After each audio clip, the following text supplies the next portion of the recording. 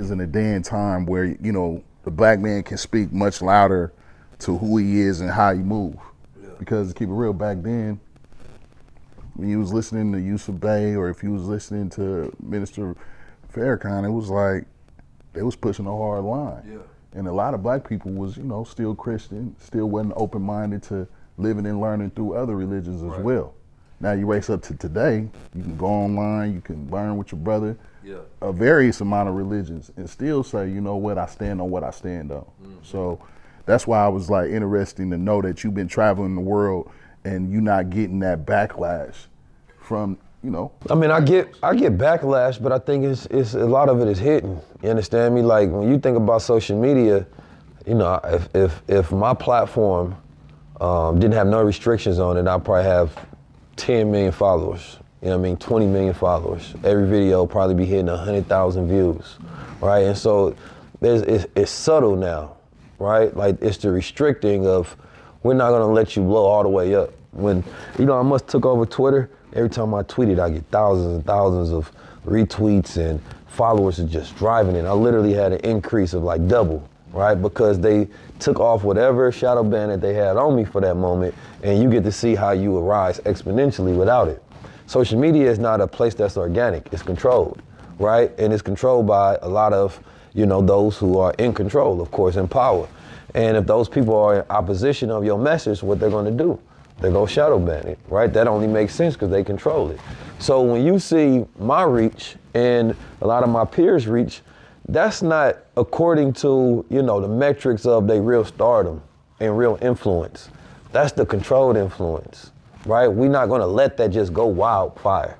And that becomes a new thing that all of the people in society are tapped into, right? So, you know, a lot of it is subtle. It's like you're going against a machine. You understand me? You're going against a system, and I understand why they do it. Their job is to try to subdue the truth. My job is to get it out there, right? So it's up to me to continue to figure out a way as a God, how do I maintain presence and status and that energy and have consistency and progress? And it's theirs to try to stop that from growing too big to where it interferes with anything that they have going on, if it does. So, you know, we fighting against larger things than just people. We fighting against machines and institutions. Yo, what's going on? This is Chuck Johnson. This is another SoulBeat exclusive. Now this one is very dope because I really been watching this young man for a long time, and I really appreciate what he's doing for the culture and bringing in thought. Like, he's a thought leader, he's an author, he's a speaker. It's just so much we gonna get into with this brother, but let me introduce y'all to my brother named 19 Key. Man, appreciate you having me, man. Feel good to be in the Bay, man. Yeah. Town business, man. Town business, man. Talk to us about being born and raised in St. Louis and then being raised in Oakland. So I was born in St. Louis. I moved from St. Louis when I was 2 years old, right? We moved, my father got a job out here in Oakland, you understand me, working with Your Black Muslim Bakery at the time.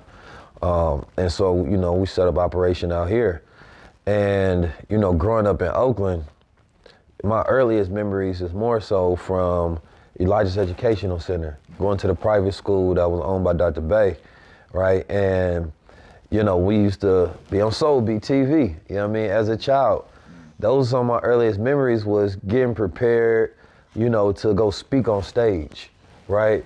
And recently, my brother Abdul, he had sent out some footage, and I seen, you know, some footage of mine on SoulBeat where I was teaching on stage, and man, some of the topics were exactly some of the things that I talk about today, right? And there's many videos, but I don't have access to them. If somebody got it. Yeah, we need them. We need that. If you got them, let us know. Yeah, please pull out them VCR dusty tapes, man, and send them on through. Yes, but it was beautiful because, you know, a lot of those things that as a child I was going through prepared me for the day, right? Like we was at Your Black Muslim Bakery, which if you from the Bay, you familiar with, right? And that was sort of like a safe compound, if you will, right? It's a Muslim environment and community, but then we'll go to 24th and Telegraph to where we back into the street. So that was my daily duality, right? Went over here with the Muslims, went over here, we called the savages. You know what I'm saying?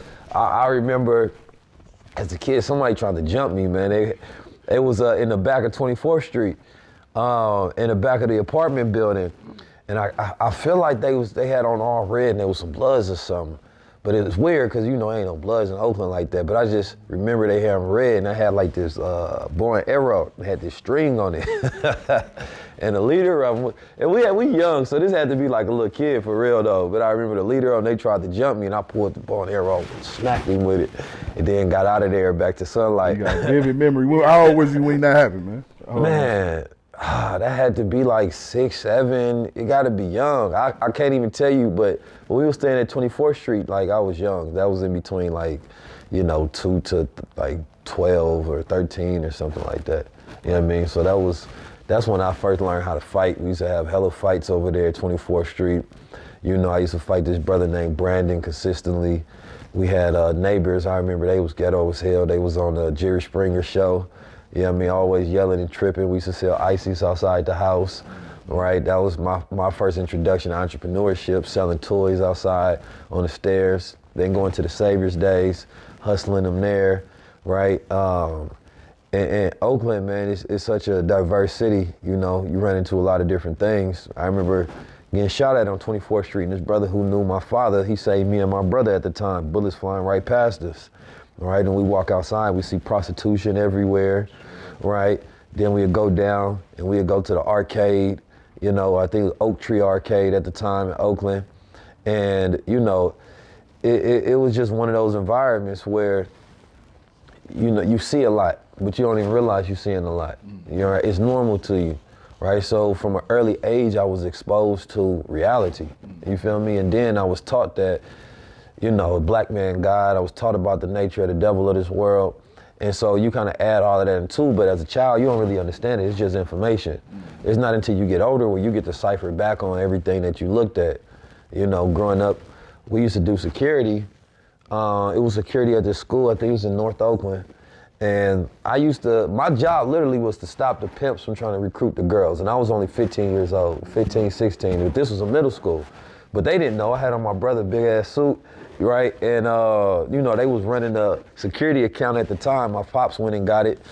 And the pimps used to come over there and they literally try to recruit the young girls. They like 14, 15 years old. You understand me? And they'll try to put them on a track. You understand me? Recruit them to Las Vegas is what they'd do, right? Essentially kidnapping these little girls, taking them to Las Vegas and then prostituting them out, right? And so like, you know, early on, you know, seeing that and then being involved on the opposite side of like having to actively stop that because, you know, and then people like, yo, you 16, how you gonna stop somebody? But in those days, if we picked up the phone and we called fruit, then all the brothers would scramble. So I got 20 brothers on the line that'll come real fast if there's an issue. And there oftentimes would be, because we in the hood and it's Oakland. You understand me? So Cass is like, what's your authority? And then it's like, bruh, we soldiers though. So we growing up in the ranks like any other military would. And we like, bruh, like, you think you a gangster and I'm a soldier, right? These two go ahead, but like the difference is we more uniform and organized, right? And so I wasn't afraid, but at the same time, you know, it takes courage to be out there, you know, in the streets because you know these cats is real killers, right? This is Oakland, right? Some people don't give a fuck who you are or where you're from or who you're a part of. Anything can happen. So it was more a testament to how my older brother and my pops and the brothers respected me and looked at me to say that I had the heart to even be there. So, you know, a lot of things that I went through as a child, I didn't really think about because we were just in it and doing it. But as an adult, as I reflect back on, you know, when I worked at High Street at the height of pimping, I'm talking about you couldn't tell if she was a prostitute or she was just a vixen. You know what I mean? Because the prostitutes back then, It looked glamorous. Oh my God, it was different. It was OnlyFans, but walking across the street. Like, it was everywhere. So I'm young, in high school still, and this is like my jobs. You know what I'm saying? I worked at the bakery. I had my own cafe downtown. So I worked that by myself a lot, right? I learned a lot about, you know, entrepreneurship there because I had to make sure register was right. I prepared the food. I had to get the resupply order, all of those different things. And all of it was like people older than me constantly throwing responsibility on me, never treating me like I was a child, always saying you can do it because I always showed up with that sort of confidence. Like, if I can't do it, I'm gonna figure it out, right? And so I think that plays into my thought process today on how, you know, I never see limitations on myself because I don't feel like nobody ever put those limitations on me as a child. Wow, bro. And you gave us a hell of a mouthful from the beginning in the context of where I'm wanting to go. But man, I got something I forgot to do before I gotta get started, man. Yes, okay, yeah. Talk to him. Yeah. I forgot I gotta get that gold thing. Okay. Yes, now look, let's give them some context of Dr. Yusuf Bey in the Muslim bakery. Because for me, growing up in Oakland, California, you know, I was born and raised Christian. But then when I started watching SoulBeat, this is before I even started being on SoulBeat, I used to watch True Solutions. And I used to really get True Solutions on a Sunday at 8 o'clock. And it really intrigued me to the point I started going to the bakery, started visiting the bakery on my own. And then it was just this unique thing, which I want you to give them a context, a little bit of a story of who Dr. Bey was, and also maybe the difference of how the bakery was versus, say, for example, the Mosque 26B in the Nation of Islam, with even shout out to brother Minister Keith, aka brother Sabur Muhammad. So can you give them a little bit of who Dr. Bey was and what was the difference between the Black Muslim bakery and the Mosque 26B? So from my perspective, I'm gonna give you first from my perspective, just growing up there, and then of course, you know, hindsight is different now. But when I grew up, my mother was in the Nation of Islam. That's why we, as children, was always in the Nation, right? And then my father was more your Black Muslim bakery. He was a captain there, right? Bashir. And so at first I did not understand what the conflict was between your Black Muslim bakery and the Nation and what the difference is. Right? Now, of course, you can tell because of some of the rhetoric that was being spewed, right? And when you hear it, and you hear the obvious differences, but Dr. Bey was somebody in Oakland who was a spiritual teacher, right? And an entrepreneur. He was a businessman. He was a man that had a lot of wives, and he produced a lot of children. He had Your Black Muslim Bakery, which had branches of cafes and contracts, even with, you know, all the way up to the stadium, the Oakland Stadium. I remember they had that one, right? Some of the brothers, cleaners, EM Health Services that was started by Nadar Bey, right? And then they had the security company, right? That they had a lot of contracts throughout Oakland. Like 7 different bakeries throughout the Bay Area. Man, hella different bakeries throughout Vallejo, Sac, Rich. You understand me? Oakland, East Mont Mall, right? It was everywhere. So, you know, he then formed, going from having this bakery, which had organic products, right? You talking about no salt, no soy, right? Like, man, I missed the sweet he carrot basically pies. had the first vegan restaurant in California. That's the way I would describe it. Now, it wasn't only vegan, but he had vegan products specifically because it was all health oriented, right? I used to tear them fish sandwiches up. And your Black Muslim bakery was commissioned, and because he was in the Nation of Islam. So he had a relationship with the Honorable Elijah Muhammad, right? So the Honorable Elijah Muhammad, right, essentially gave him permission to be able to name it Your Black Muslim Bakery, right, and have it out in Oakland, California, because you got to remember Dr. Bey was running the economic program, right? Like, he seen Honorable Elijah Muhammad with businesses, you understand me, and during his time, and the way that he was teaching economics was through execution, right? Like, we not talking, we doing it. So Dr. Bey took his program and executed it, right? He say, well, shoot, I'm gonna start Your Black Muslim Bakery. And he had brothers that had know-how that went out and extended the things that he started. He gave them permission to be able to add on to it, right? And there was, at some point in time, you know, a conflict between, after the Honorable Elijah Muhammad had left, a conflict between, you know, him and the Nation. And so this is where you get, you know, some rift, right, without going into detail. And this is why you have a disassociation between Your Black Muslim Bakery and the Nation of Islam itself.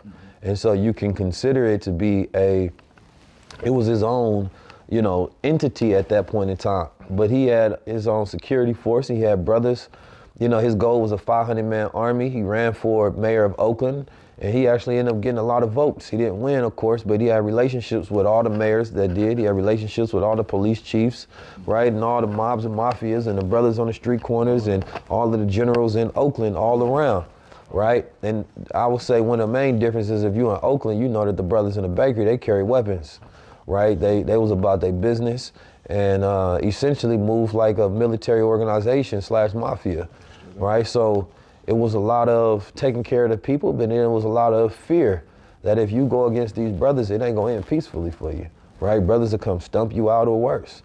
And so growing up in that, I didn't understand all aspects of it, but I remember going through 24th Street in Oakland and beating up drug dealers.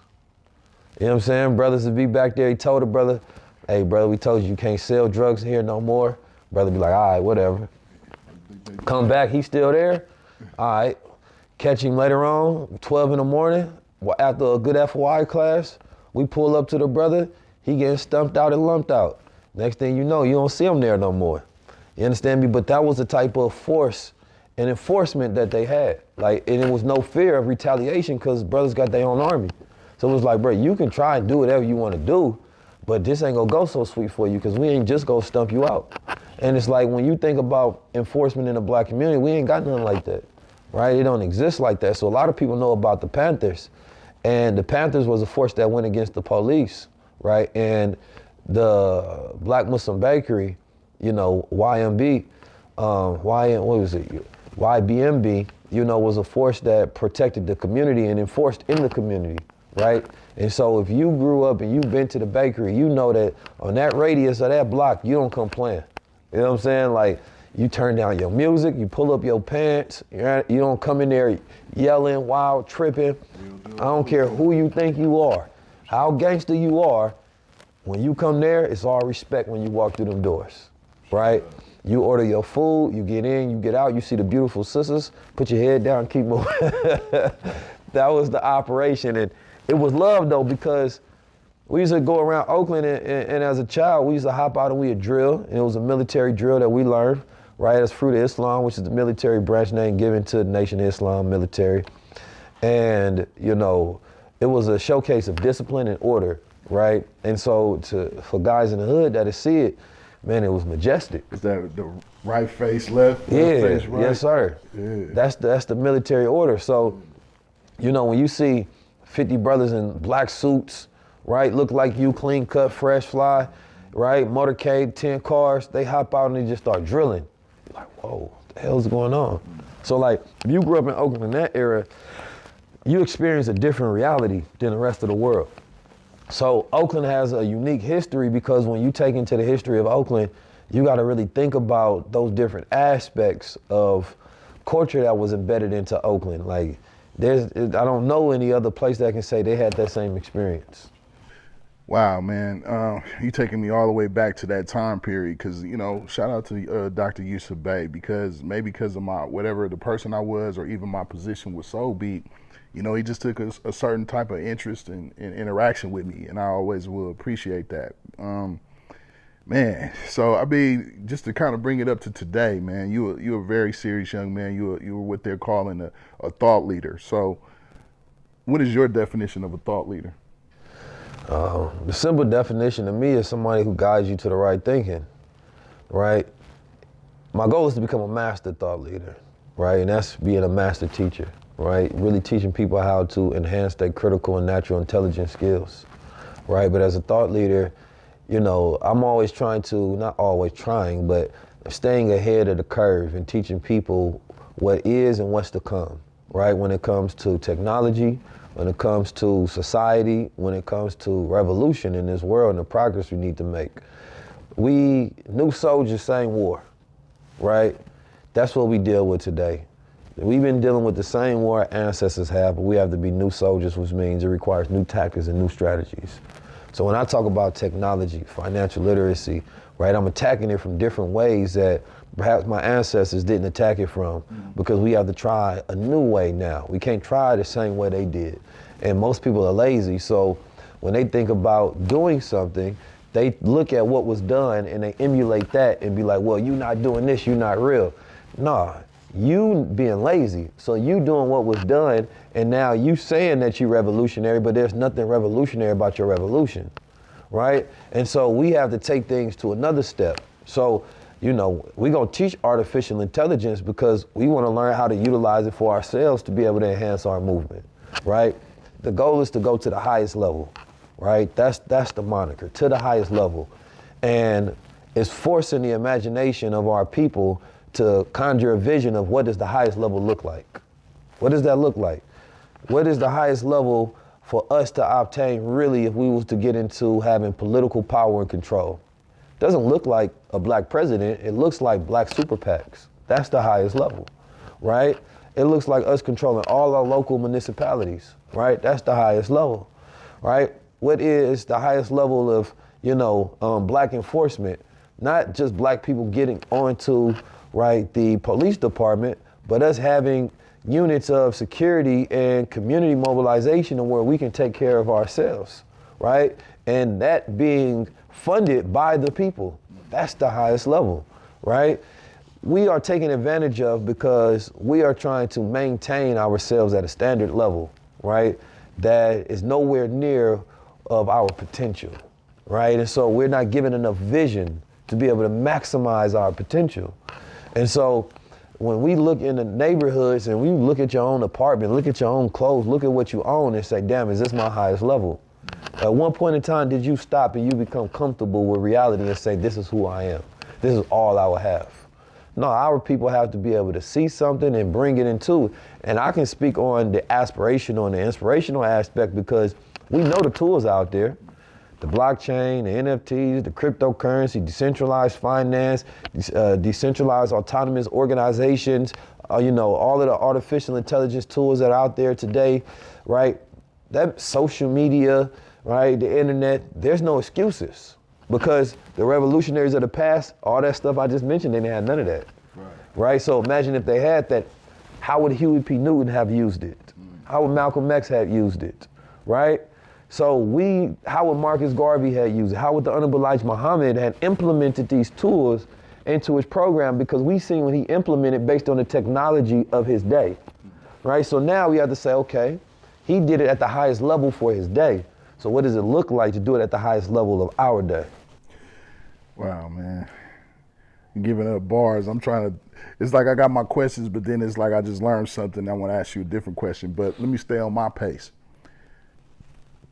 You had $100,000 a year job, right? Yeah. And then you decided to jump into these new realms or new systems of how to make business. When did you decide for yourself that it was time for that change?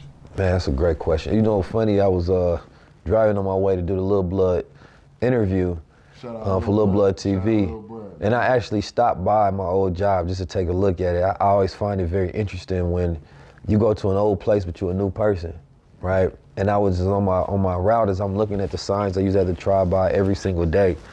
It just reminded me how much I've changed. And I was thinking about those memories and like, I'm so far from the person that I was that would have made those decisions, that had those interests, you know? And at that time, you know, I had to go through a transformation, right? And what you asking about is part of that transformation story, but, you know, working at Prada, getting paid six figures, that was a leap from getting paid like $20,000 to $30,000 a year to figuring out a way to make that leap to getting paid to $100,000 per year. And in consideration, everybody will tell you that's a great job, right? And to this day, you know, a person getting paid $100,000, a lot of people consider that to be a great job. But, you know, I was always taught 100% dissatisfaction brings about a change. It got to a point where I milked that job for everything that I possibly could and I outgrew it, right? When you start a job, you have a certain resume of experience and exposure, right? Skill sets, education, right? That's who you are when you first start. You give them that resume and you say, based on who I am now and what I know and my capabilities and where I'm at in life, pay me and put me in position somewhere and then manage me so that you can get the best out of me in that position. And if you're at a job for a few years, right, of course, you're supposed to go through either promotions or you're supposed to get raises. And that's supposed to represent what? Number one, inflation, and it's supposed to represent your growth, right? That naturally I'm growing, so I should not be getting paid the same as when I started. And I got to a point where I had grown so much that they could not pay me what I was worth anymore, right? my resume had exceeded this place, right? From the managers to the VCs to everybody that I'd have met, I would be a fool to allow somebody to manage God, right? Because that's what I was developing into, right? Learning my own power and understanding myself. And at the time, you know, I learned how to speak Mandarin, so I'm speaking Chinese to the customers, right? Ni hao ma, ni sha yong so ma. You know what I'm saying? Nigga, how can? You feel me? So I had to learn that because I wanted to increase my opportunity. Like in every opportunity, I always say, every level of consciousness comes with a new language, right? And so if I wanted to become richer and I wanted to become wealthy, I have to learn the language. And then there's nuanced language inside of that, right? To be able to unlock certain things in that reality. And I remember just the language of independence is do for self. And that always rang throughout my life. Honorable Elijah Muhammad said, the Honorable Minister Louis Farrakhan kept saying it, and especially in the anniversary of the Million Man March, and he kept talking about do for self. And I remember I couldn't make it at the time because I had a job, but I remember riding around Lake Merritt, blasting it in my radio for everybody to hear. You right? I just felt so proud at that moment, and then I just had a thought process like, damn, how am I who I say I am, but I still work for the white man? All right, like I grew up in the bakery, I grew up at the Muslim temple, I grew up in the streets, right? I grew up in a nation, right? I done studied all this information, talking about I'm doing all this, that, and the third, right? But it felt hypocritical for me to go and work at that job, right? Look in the mirror and know myself, but have to put their uniform on. And so I made a decision to fire them, right? And when I fired them, you know, I put them on notice that they was gonna get fired, right? And I just jumped off. I jumped off that proverbial, you know, cliff where entrepreneurship, your skill sets, your education is your parachute, right? Like if it opens, right, you can land correctly and safely, right? You don't know what you're doing, you hit face flat. So for me, I can't say I 100% knew what I was doing. It was a rough fall. But it was I was trying to open that parachute a couple times, and it was, damn, right? They open it right now. You know, I ended up losing I remember I lost my apartment, I lost my car. I ain't had a car since. Right now, you know, I got drivers and stuff, you feel me? We get around, you feel me? But I haven't had a car since. I remember it getting repoed, right? I remember. What year was this? This was 2000, probably 17. Wow. Probably 2017, I think, somewhere around there, 16, 17. I started a store in Oakland, California, right, where I had leased it out. It was supposed to only be 6 months, and almost went on 2 years, and it became particularly successful. It was over at a brother named Baba had it, and it was an African brother, Nigerian, and the store was called Suru Oakland at first. And he had some other ventures taking off, and I seen the front of the store wasn't being utilized, so I asked at least half of it.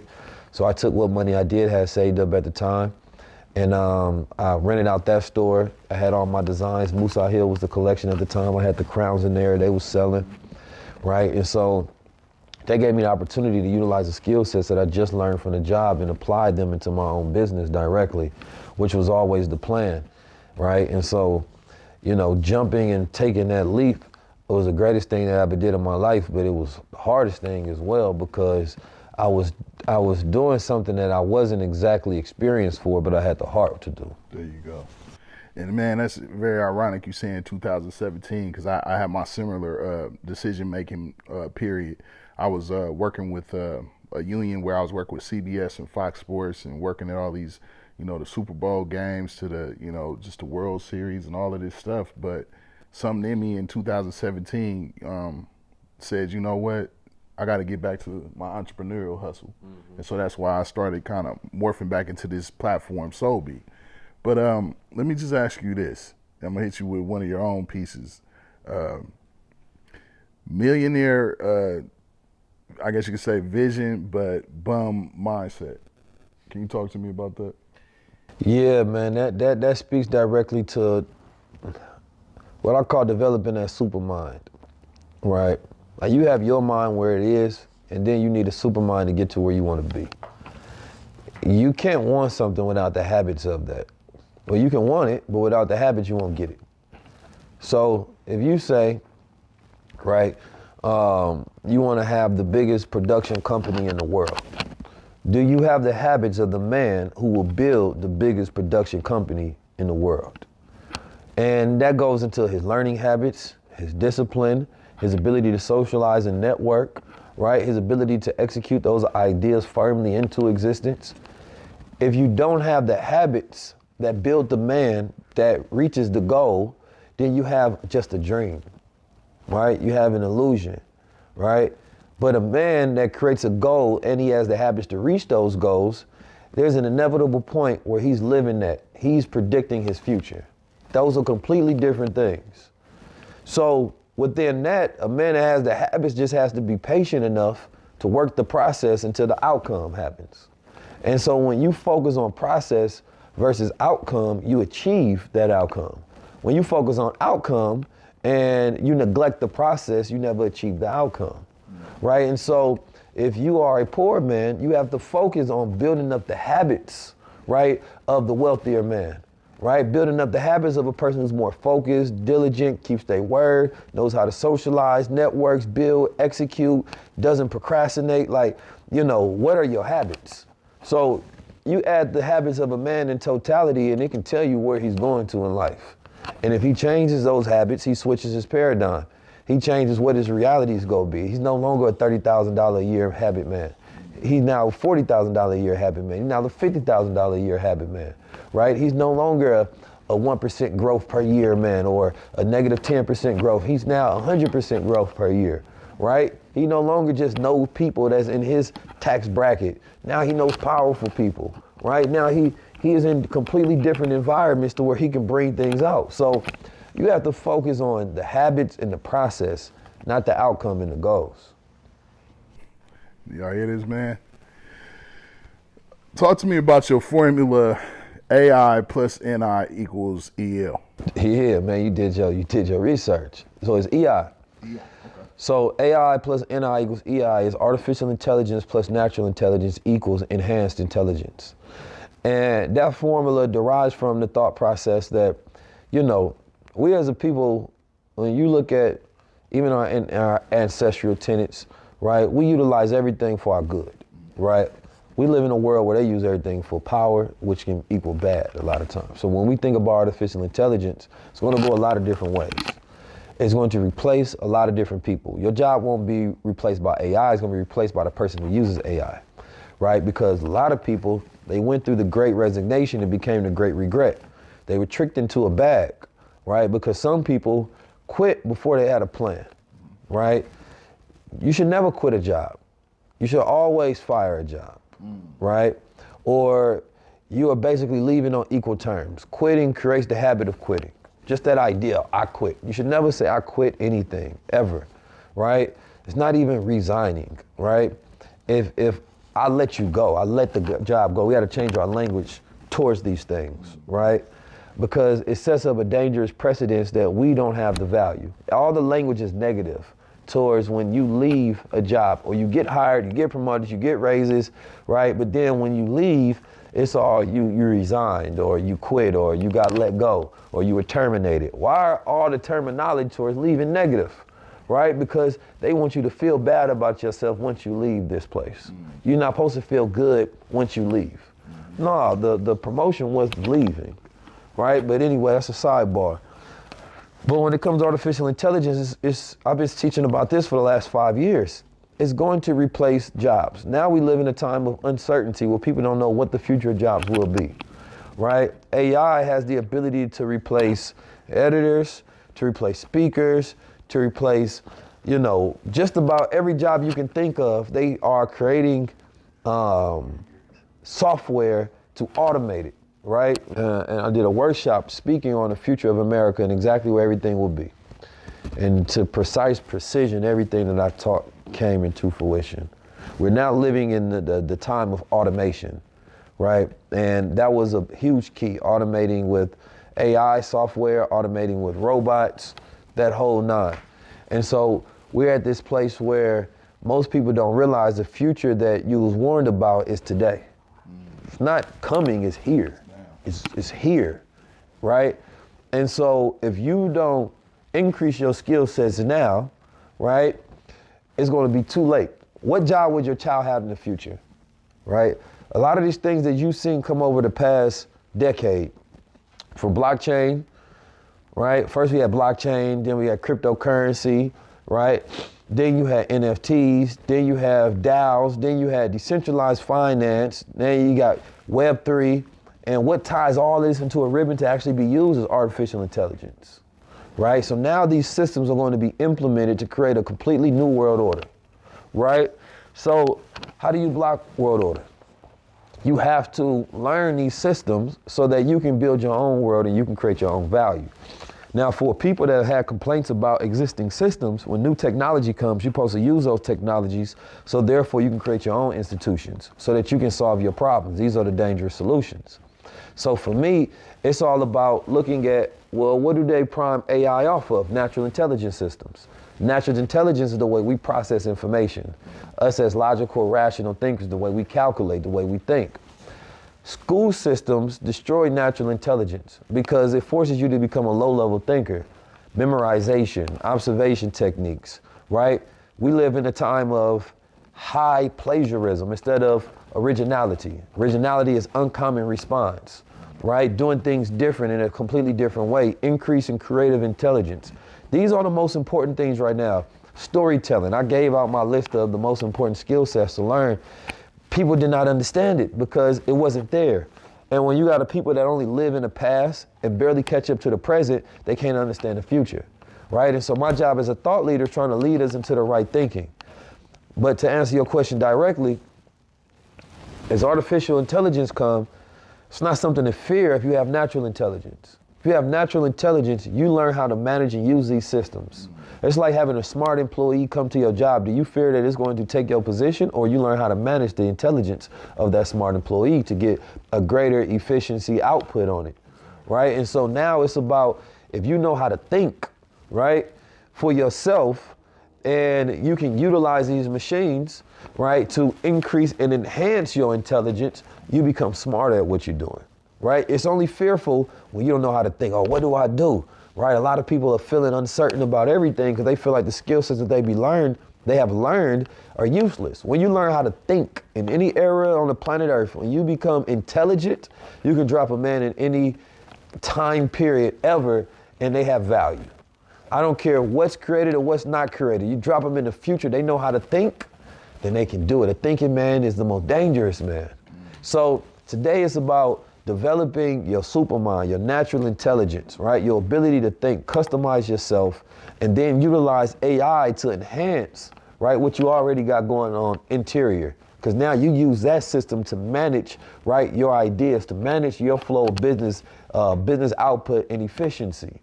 So it should not be a fear to a thinking man. It's only a fear to a man who doesn't know how to think for himself. Let's talk about bridging the gap because, SoulBeat, is traditionally for quote unquote the old school culture, but it's been important for me to create a bridge for the younger generation as well to be a part of this. What has been your sense of analysis when it came down to whether it was the OGs wanting to make that transition to the new technology and the new ways of getting money, or has it been a difficult thing to get the youngsters to kind of catch it, or do they just by nature catch it? Nah, young people got it, man. The dangerous between young people though is this. You know what it's like to live before the internet, before computers, right? I know what it's like to live before the internet. When I was growing up, computers had just became a thing. I went to Muhammad Academy in St. Louis when I was like 14 years old. And I remember we had a class where we was learning how to build motherboards, you understand me, and configure computers. It was way easier back in those days, right? We literally learned how to build a computer in school. You ain't gonna teach a young kid how to build no Apple laptop, right? It's a little different. But we learned how to take computers apart, build them, put them together. We learned how the system configured and how they work. Then we started getting cell phones, right? All we had was the snake games on there, Tetris, right? Then we started playing games on computer. We had the little killer snowman and, mines and a bunch of it was just very simple programs. We would use it to learn math and we'll use it to learn how to type, things of that nature, right? That was very simple and easy for a mind to learn. But before that, the brain was not developed to interface with technology, right? Because there was no technology. So I remember there was a report that came on TV a long time ago that there was a particular area in the brain that started to develop in the new generation, right? Because of computers, right? And it was certain sensors that started to light up and form. The brain chemistry was starting to change because it's interfacing with technology now. So the beauty of being born before the internet, we was really outside. We had to use nothing but natural intelligence and creativity to learn. We understood process, right, and outcome because we had to go to a library in order to learn. We had to check out, we had to get a library card. Some books couldn't be checked out. You had to sit there and learn it in a quiet environment. There was a process to learning and development, right? All the answers weren't given to you. If you had to do a homework assignment, or know somebody who knew, so you're learning how to collaborate, right? So you were developing natural intelligence skills just because you had to interact with the world and you had to learn for yourself. I remember we built our own go-karts. We built our own tree houses and all kind of stuff. We used to break gadgets and technology apart all the time and just configure things. That was naturally intelligent systems experimenting, rationalizing, computing, and understanding, right? So our brain knew how to flow and function and work. So we could problem solve and critical think. Then here comes, let's say, the internet, to skip past a little bit. So I know what it's like to be without the internet and know what it's like to be with it. So now when the internet comes, there's the people who know how to think for themselves. They say, well, what is this tool? If you tell a person what it is, then they tell themselves how they can use it. A vast majority of people, right? People want to be told what it is and how to use it, right? So being born before that era, I had my own creativity and natural thinking skills already. So when social media came, I knew how to use it for myself, right? Instead of using it like everybody else, right? I can use it in an abstract manner rather than exactly what I was told it was for. Right, so you have this privilege of being born before the internet and with the internet, so you in between, right? So you also young enough to develop the skill to utilize social media and the internet. Your mind is not so rigid in place where you look at the new technology and you shun it, right? Because you're so used to the world before.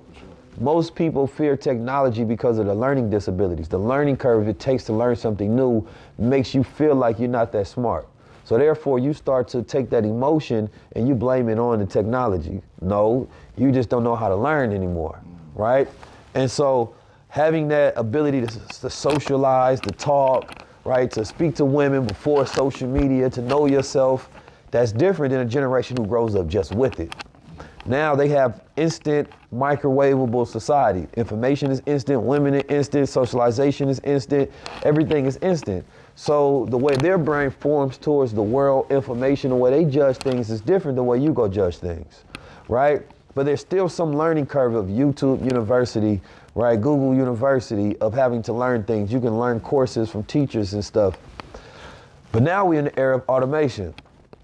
So these young children have AI. AI thinks for you. You don't have to know how to think with AI. You ask AI a question and you let AI think for me, figure out this homework. There's not even no memorization to that. There's nothing. There's learning prompt and response. So this is a generation that's learning how to be managers, right? But without that self-mastery, it's like a limitless pill. It's a movie Limitless. You take the pill to become smarter. The guy said it works better if you're already smart. Right? So the problem with this generation that I feel like can come up is if AI is not used to help them develop their natural intelligence skills, they won't have that ability to think, right, for themselves whatsoever. AI will be controlling them and telling them what to think. Anytime we wanted to know an answer back in the day, I remember we had Ask Jeeves, then Yahoo, and then it became Google, and Google took over, and Google became God, right? When a baby is done, and you go to the parent and you feel like the parent doesn't know something the first or second time, you go into Google. But our parents used to be Google, right? And the circumference of their knowledge, right, determined the diameter of what we knew. Right now, we like, well, if moms don't know, I'm Googling, right? Well, if they don't know, I'm on YouTube somewhere. So these children are learning to develop themselves by doing their own research, because these are the natural systems in which they learn, so their exposure is much higher than any generation before, but they have information exhaustion, too much access to information, but don't know how to use it. Getting access to the information ain't the powerful point. It's when you give a thinking man that you know is smart and you tell him something, you know he gonna run with it. There's certain people they try to keep information away from because they see what they do with just a little bit. Sure. But if they know you a fool, I can tell you everything because I know you ain't gonna do nothing with it, right? And so we got to a point where I believe that they feel like they've mastered society in the world, and they is just, those who are so high level, right, that you don't know who they are, so we gotta just say they. I ain't talking about the puppets in front. I'm talking about the people who have the ability that control like BlackRock and huge hedge funds where they have an unlimited amount of money to shape industry and fund anything they want for eternity, right? The way the systems are set up now. So when we look at that, I say this generation the AI generation, everything is artificial. We got artificial bodies, right? We got artificial food. We now have artificial insemination, right? Everything is fake. They have artificial profiles that's not you, filters. Everything is artificial now about this world. What happened to the organic reality? You understand me? Where things were natural and things were organic and things were real. That's gone. This generation is growing up and everything being faux and fake, right? And so they're going to develop these fake avatars and live in a fake world and eat fake food and have fake friends, and everything is artificial. So, without your ability to have a strong super mind throughout these things, to be able to think for yourself, to be able to have critical analysis, to understand when you're being controlled and programmed and manipulated by machines and systems and institutions or people who manage those things, they will have a hard time ever thinking for themselves. This is a two-part question. I noticed the connection with you and Earn Your Leisure, and how you guys, shout out to Earn Your Leisure, and how you guys meld the day and age that we need to be in today with also the hip hop culture. Is that something intentional or is that something organic? Like, what would you say is the means of your purpose and how you guys work together to, talk to us about, I guess you could say blockchain, but then also stay in root with the new dopest song or whatever? Yeah, I think they go hand in hand. Like, for me, it's natural. Right, I'm from the streets. I grew up listening to hip hop. You feel me? I remember listening to Scary X. You feel me? When I was younger, man, Scary had them hits. What you talking about? Scary X lived in my building. On 24th Street. Yeah. Man, he lived above us. Yeah. Ward of the state being locked down. Real Oakland history though. Yeah. You feel me? My older brother and my pops, they always kept me up on game on things. You feel me? My roots are so deep that I can learn anything in the world. That don't take me away from my roots. You know what I mean? Like, my experience as a child and as an adult is very unique, right? So, I was blessed to have a different perspective and to consistently expose myself to different things to expand my mind, right? And so, but to directly answer your question about EYL, those are my brothers, man. I've always been a collaboration person. I tried to do a partnership before with some brothers, and it didn't work out. And that was a real moment of transformation for me because, my spirit of collaboration is always there, but you can never have naivety, right? My intentionality to work with, other black brothers and sisters is always there, right? But you have to have a level of discernment, right? And Allah takes you through certain things to prepare you for the right things. He'll take you through the darkness, prepare you to the light. And so I went through partnerships where the brothers was greedy and they was doing, scamming type things. And in an organization that I started, and they wanted to kick me out because of jealousy or because they wanted to do things in the dark, and I hold a different standard. And so that would end up being the most beautiful lesson though. Like, out of all things that I done learned throughout life, that moment helped transform me right into the person that I am, to really understand and see reality for what it is and how I'm supposed to collaborate and how I'm supposed to build. And it helped me see myself because I realized that I ain't doing none of this for money. You understand me? Because if I was, I'd choose something much easier to do. I would choose just directly making money, right? Which is not a hard thing to do in this world. There's so many different ways to make money. So, working with EYL was an intentful decision because even the brothers that I was working with before, they wanted to diss EYL. I said, what is wrong with y'all? Like, we started this on unity and collaboration, and y'all getting too big for yourself because y'all making a little dollars and y'all going off the rails. And I'm like, no, those are my brothers. I love what they doing over there. Right? And I remember having that conversation with Rashad. He's like, yo, what's up with your boys? I'm like, what you talking about? I looked at it and I called them up and they was mad at me for having to check them on the situation. But that's my integrity, right? And so the beautiful thing about maintaining that relationship is that our relationship ended over here, right? And I'm still able to build with my brothers because, I built it off my character. Integrity, integrity over loyalty. Yeah, like I one thing you ain't gonna say about Keys, I done did some sucker shit. Like that ain't in my history. You understand me? There ain't nobody out there that can say that. It ain't nobody that can say they helped me more than I helped them. You understand me? That's my character, that's my history. From family, from friends, from peers, to anybody I met. There ain't nobody that look on the other side of the camera and be like, nah, I helped Keys more. That ain't the facts. You understand me? Everything is reciprocated or I just give. That's me.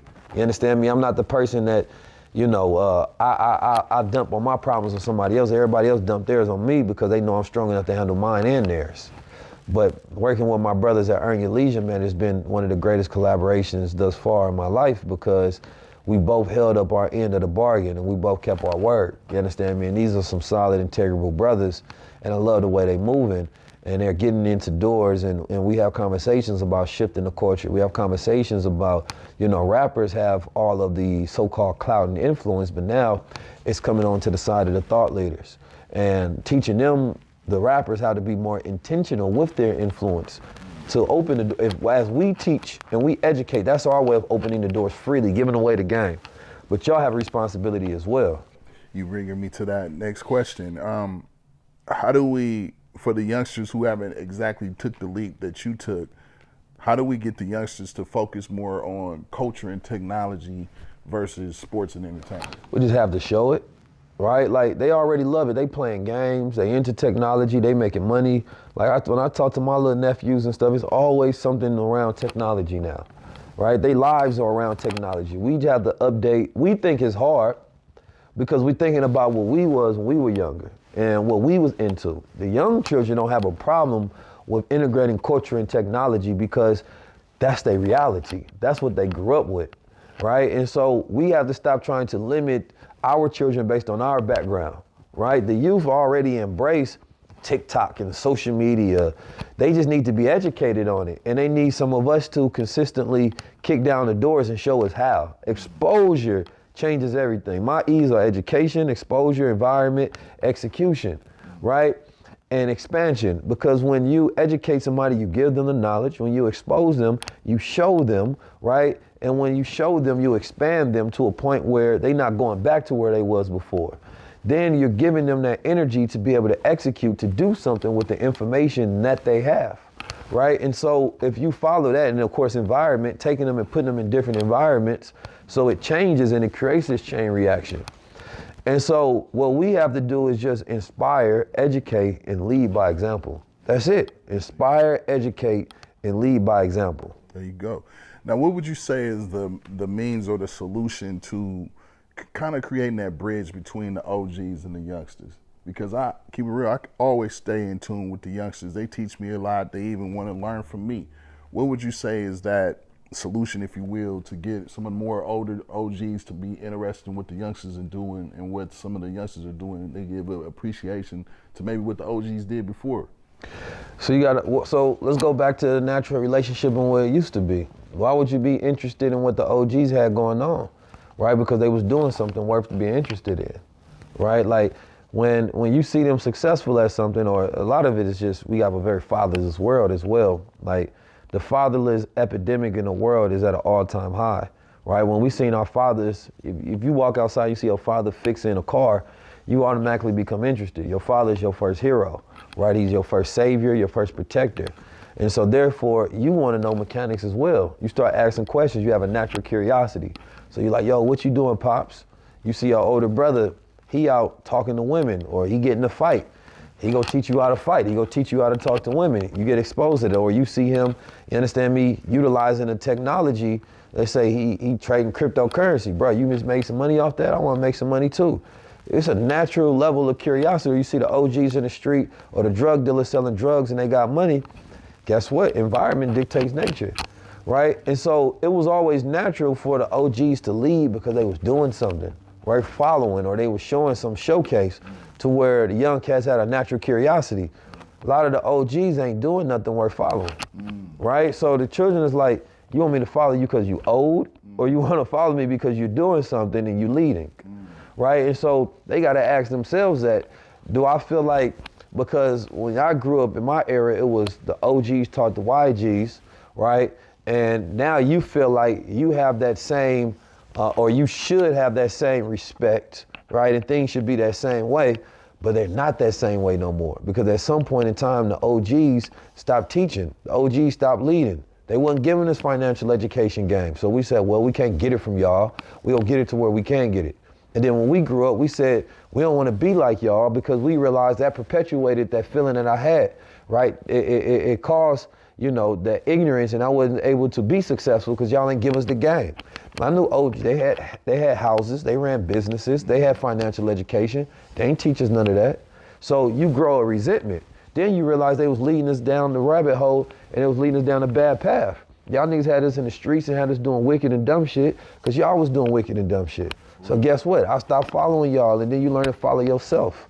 I grew up where all that I told you around all the OGs and all of the bakeries, the Muslim temples, all these different things, I'd experienced more envy from OGs than anybody. So I was telling my brother this the other day, I had to learn to lead myself, because to this day, ain't no OGs reached out. I don't care who they think they don't reach out and be like, yo, you know, I see you doing your thing, let me give you some advice. I would always accept it. I've always been that person, but ain't nobody ever done it. So if I hear criticism, I don't care about it. That's crazy. Because if you don't reach out during times to be constructive, I don't want to hear times when you critical, right? And so, none. My phone don't ring because it's an envious thing, right? And then some of it is some of it I give it valid because they feel like they can't tell me nothing. They like, what am I gonna tell you? You're already doing things right. You're already doing it as if you got my advice. So some of it is a level of respect. Like, I can't tell Keys nothing. Like, he's already doing more than I expect of him. Well, one of my last questions, who are your top 5 thought leaders off the top of your head? Honorable Elijah Muhammad, Honorable Minister Louis Farrakhan,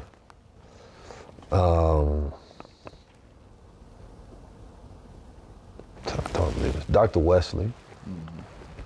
You see some Muslim brothers, but outside of that, it's what it is. That's a good question. I don't know, that's a good question. I never really just put together a list of my top 5 as far as like who's influenced me, you feel me, that I can look up to and be like, yo, I like their scholarship. And I'm sure it's a lot. I study a lot of different people, so it's not that they not in existence, it's just when you're trying to cram and condense, it becomes harder. Yeah. It's all good. Now, this is my last question on the culture tip. What's your top 5 favorite hip hop albums? Damn. Or if you want me to give it to you easier, who are your top 5 favorite artists? Damn, man, we gotta go. Let me see. Let's go with the artists. Take your time. So we're gonna start with Pac. You understand me? Changes, man. That's me. Pac? Yeah, Machiavelli, man. Shout out to Abel Self, man. He made me this Machiavelli vest, man. Black on, of course. I'm gonna have to go with Pac, Ye, Jay.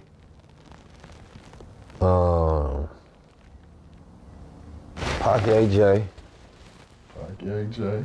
2 more. Damn. And this is for you now. Who molded and shaped Keys, the artist? I'm gonna have to go with Pac, Ye, Jay, Nas, and Wayne. Solid lineup. Now, I mean, just for the audience, tell them a little bit about your products. Again, you see me with the Gold Water, man. That was tight. Tell them about your initiative. So we got it. Matter of fact, you can have one of them books right there too. Okay, I appreciate that. You got the Crown Society. Right. Like, tell me something about some of your, products and your services and everything you got going on. Yeah. So the BWO is a community, it's a membership, right? And it gives you access to different workshops, teachers, community events, our technology, right? And inside of that, we teach you all of the main components towards developing your life, right? And being super, what we call future-proof, right? Because the future is always changing, but we always giving you the skills to navigate that change, right? So whether it's, learning blockchain, Web3, learning how to, chart stocks, right? Or we have a health and fitness class that we teach as well, so you can go through that physical transformation. I teach mental engineering, which is really, I'm gonna be honest, is undervalued immensely because I teach week to week. And I'm coming with a new subject to help you customize your mind, right? To where you know who you are from a standpoint. Imagine if the FBI had a foul on you or the CIA and they study who you are to a T. They know your personality type, the stuff you went through as a child, the way you learn. They know your triggers, everything about you. But what if you had that foul on yourself so you can learn yourself and strengthen all those areas of weakness on yourself, or learn those ways to be able to pivot, or what industries you should get into based on who you really are? Most people don't know themselves. So I believe in customization versus generalization. We get a general grade of society where everybody is measured by the same thing, right? But that may not be who you are based on who you are, because human beings are different, right? And so once you realize that customizing yourself is the greatest way going about learning who you are, that's having true in-depth knowledge of self. But we have so much generalization and rules in society that a person will think that their grades in school had anything to do with their intelligence, and it doesn't. One child can just have a greater memorization. One child could actually, his learning type can be prone to the way school taught, and the other one needs his curriculum customized to the way that he learns, right? And so AI is going to help with that a lot, creating customization techniques. But in BWO, yes, we have AI tools as well, and we teach people how to develop themselves, how to build up that emotional resilience, how to understand who you are, your intelligence type, emotional types, the human design types, right? How to get over those fears, right? How to start moving and transform, how to develop your brand, your story, your content. So it's a beautiful membership because you get access to all of the things that we do, right? It's $200 a month, which is the value of it is disrespectful. I'll be honest with you, right? But the only reason we can do that because it's a large volume. If we get a large volume of students, we can give you more value than you can pay for, right? Because everybody is collectively footing that bill together, essentially, right? So, yeah, we have a 13-point technology team called Metalism that they're going to be doing a lot of work for us. We have a coder, right? We have several instructors, including my brothers Quay and Jay who I partner with, who also have their own cheat code trading platform and algorithm that they've been doing successfully, making millions of dollars, showcasing it, running charities and organizations. So it's like we're going out to Oklahoma, right? And our students get to come with us, right? The people that are in membership, they get to come with us. We take a tour through Oklahoma, and at the same time, we teaching and learning.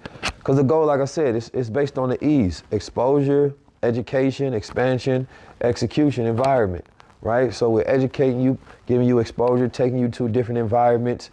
Then the community is the beautiful aspect of it, because there's people in there that have met each other and they done got deals, right? Some of them made deals where they, invested into different real estate properties and things of that nature. And we teach you how to flip land and how to find land for as little as $50, right? Like, so there's so many different things inside the BWO. That's something that I could never let go. It's always about having a community, right? And so this is better than having a Soho membership. You understand me? This is better than any $200 you can spend within that month. This is the best you can get, right? BWO, that stands for Block World Order. And he has so many other initiatives, and man, like I said, man, I could be here with you all day, brother. This is 19 Keys, man. Like, let them know how to find you. What's your next events or activities you got coming up? So we got a tour coming up. The highest level tour, and that's gonna be a world tour. We're gonna be dropping the date soon. We have the High Level Conversation, right? It's the top intellectual show in the nation and in the world. So you can see me sit down with various guests and we have conversations on a myriad of different topics from the cosmos, right, to the stock market. So once you tap into that, I promise you, you're not gonna be able to go through those episodes and not change and evolve.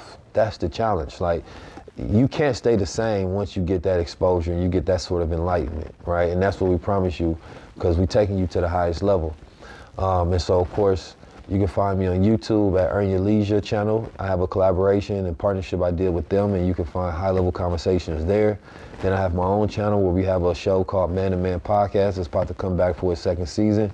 Me and my brother Steve Jones, where it's a little more relaxed. We get to talk about life, hip-hop, music, things that we see going on, right? It's a little more funnier, right? Because what most people don't know, you don't know, this brother don't know, and the person behind the camera don't know. You know, I'm actually one of the funniest people since, you know, Dave Chappelle. You know, I'm up there, top ranked. You feel me? I just, you know, I'm doing these kind of interviews. I don't want to bring my comedic side to it a lot of times. You should, man. I wish you would have You let me feel me? know. Nah, because I don't want you chuckling and laughing the whole time. We got to keep this serious. You know what I'm talking about? Your brother wouldn't stop. You know, if you do that kind of laugh with a person, ah, ha, ha, I don't, you know what I'm saying? I don't like people hitting me and stuff. So I subdue my comedy genius, you feel me, until I it's look time. forward to getting it off the camera then. So, anything else for the SoulBeat family, man? No, man, listen, man, SoulBeat is a part of my history. First people to put me on TV was SoulBeat, right? First stage I stood on is because those SoulBeat cameras was What was right your there. memories with SoulBeat? Man, so I just remember getting ready for SoulBeat, man. As far as like every Savior's Day, I would have to go speak, and I was, you know, of course, the best speaker out of the bunch. I remember I used to have to memorize other people's speeches just in case they messed up, right? So I can step in, because sometimes they get stage fright. And I remember standing out there and looking at this sea of crowd and just going out there and just killing it. And that let me learn a lot about myself as far as what were some of my skill sets. You feel me? So SoulBeat is definitely a part of 19 Keys history. And I want to continue to see SoulBeat grow, man, because we don't have a SoulBeat no more as far as like, you know, a local Bay Area channel. I was talking to my brother Menchie about this, where it showcased the businesses and the schools and the things you got going on here, the music, the whole nine. Like, yeah, bring back that culture. Yeah. Appreciate you, man. Yes, You sir. talked to OG a lot today, Yeah, man. man, I appreciate you, Yes, man. sir. Thank you, brother. All right, for sure, man. This is SoulBeat, man. This is 19 Keys.